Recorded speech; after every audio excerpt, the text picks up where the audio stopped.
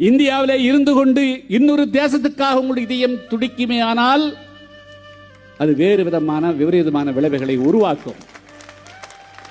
அது இருக்கக்கூடாது சகோதரர்களே.